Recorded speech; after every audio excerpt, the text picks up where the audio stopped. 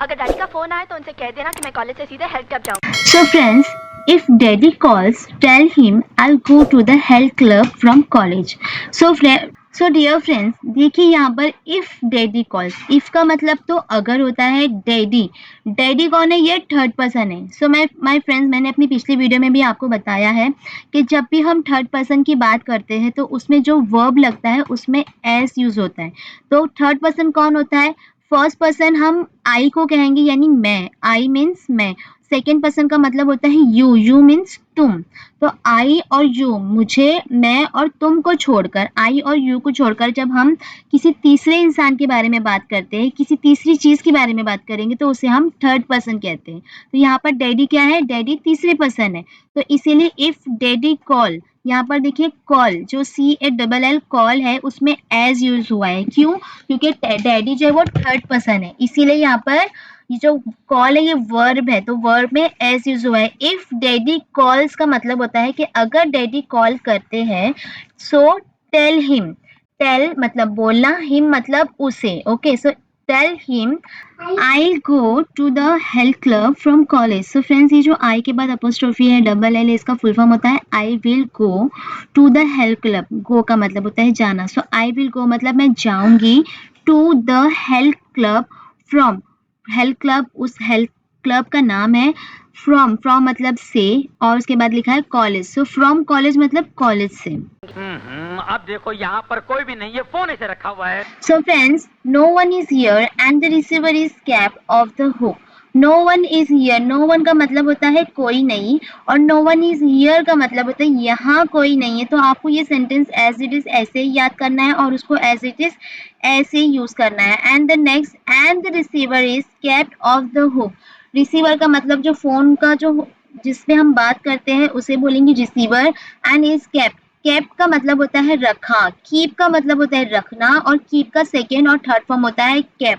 So my friends, देखिए ये passive voice का सेंटेंस है. पैसिव वॉइस में हम उस चीज पर फोकस करते हैं जो काम किया गया है, करने वाले के ऊपर फोकस नहीं करते. जिस तरह से टेंस में हम जो काम करता है वो उसके ऊपर फोकस करते हैं और उससे शो करते हैं, बट पैसिव वॉइस में जो काम किया गया है हम उसे शो करते हैं. तो इसमें क्या होता है? Helping verb.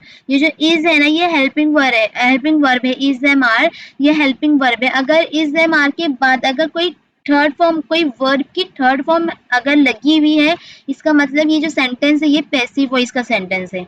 और उसके बाद देखिए फ्रेंड्स क्या लिखा है? Of the hook. Of the hook का मतलब होता है किसी सिचुएशन से बाहर निकालना. And I kept on thinking that Sriram sir is going to let me off the hook. I'll let myself off the hook. Just let her off the hook.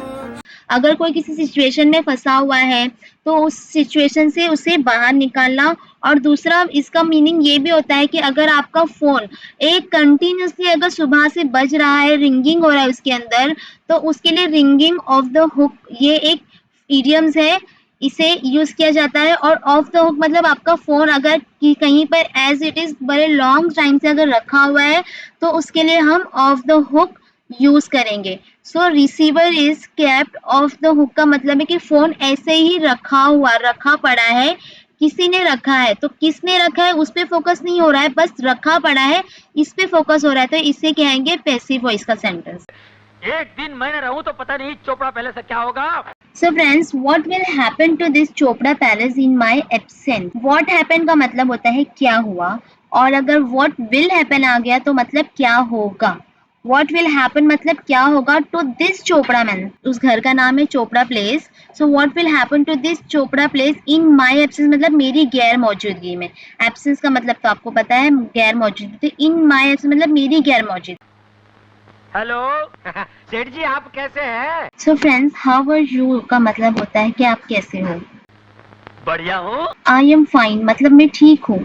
मैंने ये जानने के लिए फोन किया था आके लड़की देखने कब आऊँ.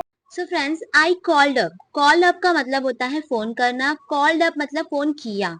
ओके, आई कॉल्ड अप मतलब मैंने फोन किया. To find out, find out का मतलब होता है पता करना. Okay, I called up to find out मतलब मैंने फोन किया पता करने के लिए. When I can come to see the girl.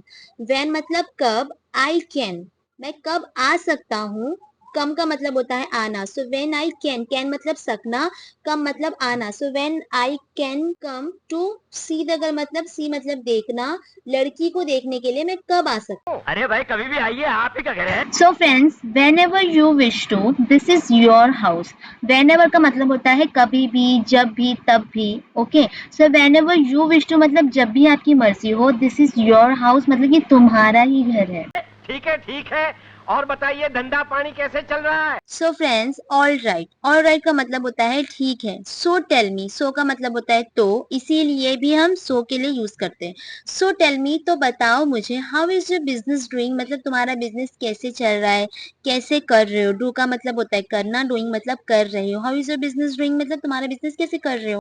अरे क्या बताएं, आलू प्याज तो इतने महंगे हो गए हैं कि पूछो मत। So friends, what can I tell you मतलब मैं क्या बता सकता हूँ या मैं क्या बोल सकता हूँ. Okay, potatoes and onion have become so costly. have become मतलब हो गए हैं, बन गए हैं. so costly मतलब बहुत महंगा. costly का मतलब तो आप सबको पता है, महंगा. अरे आप कौन बोल रहा है? who is speaking मतलब कौन बोल रहा है. मैं यहाँ का हेड सर्वेंट बाबूलाल बोल रहा हूँ। सो friends, I am the chef servant of this house मतलब मैं इस घर का जो कुक सर्वेंट है मैं वो बोल रहा हूँ. हेलो, चोपड़ा साहब तो कॉलेज चले गए। So friends, mister Chopra has gone to college का मतलब होता है मिस्टर चोपड़ा कॉलेज जा चुके. सो देखिए फ्रेंड, यहाँ पर थर्ड पर्सन है मिस्टर चोपड़ा. अगर आई और यू लिखा होता तो वहां पर हम हैव यूज करेंगे. आई वी यू के लिए हैव यूज करेंगे, और किसी थर्ड पर्सन के लिए ही शी इट और किसी का नाम अगर आया तो वहां पर हम हैज यूज करेंगे. और हैज और हैव के बाद में वर्ब की थर्ड फॉर्म यूज की जाती है. तो यहाँ पर वर्ब की थर्ड फॉर्म क्या है, गॉन. गो का थर्ड फॉर्म क्या होता है, गॉन. तो mister Chopra has gone to college मतलब वो कॉलेज जा चुके हैं. तो अगर आपको भी किसी और से रिलेट करते हुए सेंटेंस को बनाना है तो आपको नेम चेंज करना है. अगर किसी थर्ड पर्सन के लिए यूज करोगे तो सेम सेंटेंस होगा, सिर्फ नेम चेंज होगा. और अगर आप सिर्फ अपने लिए यूज करोगे आई और यू के लिए, तो यू के बाद में, आई और यू के बाद में हैज की जगह पर आप हैव यूज करोगे.